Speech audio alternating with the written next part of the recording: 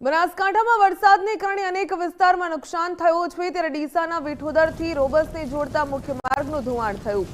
વિઠોદરથી રોબસ જવાનો મુખ્ય માર્ગ ધોવાતા બંધ થયો। રસ્તો બંધ થતા વાહન ચાલકો અને રાહદારીઓ મુશ્કેલીમાં મુકાયા। રસ્તાનું સમારકામ કરી ફરી ચાલુ કરવાની માંગ સ્થાનિકોએ કરી।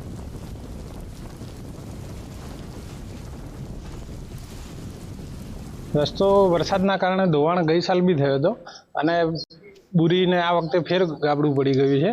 હવે ત્યાંથી બાઇક નીકળે એવી જગ્યા છે, પરંતુ મોટી ગાડી નીકળી શકે એવી નથી કે ટ્રેક્ટર ખેડૂતને લાવવું હોય તો ખેડૂત ટ્રેક્ટર બી ખેતરમાં લાવી શકે એવી પરિસ્થિતિ નથી। જો તંત્ર વહેલા થકે આ ગાબડું બુરે તો રોડ સચવાઈ જાય અને ખેડૂતોને અવર જવર માટે રસ્તો મળી જાય।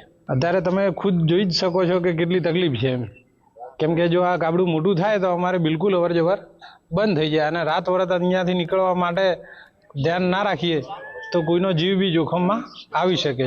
જે પ્રકારે વરસાદ વરસ્યો અને વરસાદને કારણે અનેક વિસ્તારોમાં નુકસાન થયું છે, ત્યારે ડીસા તાલુકાના વિઠોદરથી રોબસને જોડતો જે મુખ્ય માર્ગ છે તે પાણીમાં ધોવાયો છે। આપ આ દ્રશ્યોમાં જોઈ શકો છો કે આ વિઠોદરથી રોબસ જવાનો મુખ્ય માર્ગ છે અને મુખ્ય માર્ગ પાણીના કારણે ધોવાયો છે। જે પ્રકારે ગયા વર્ષે પણ સ્થાનિક લોકોનું કહેવું છે કે ગયા વર્ષે પણ આ રસ્તો ધોવાયો હતો।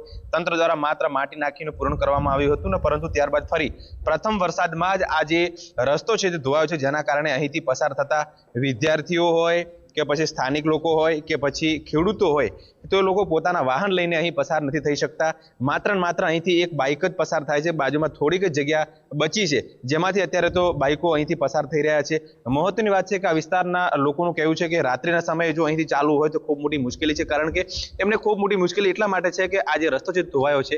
અત્યારે તો લોકો માંગણી કરી રહ્યા છે કે તંત્ર દ્વારા તાત્કાલિક ધોરણે આનું જે સમારકામ કરી અને રસ્તો ચાલુ કરવામાં આવે તેવી માંગ કરી રહ્યા છે। કમલેશ નાભાણી, ગુજરાત ફર્સ્ટ, બનાસકાંઠા।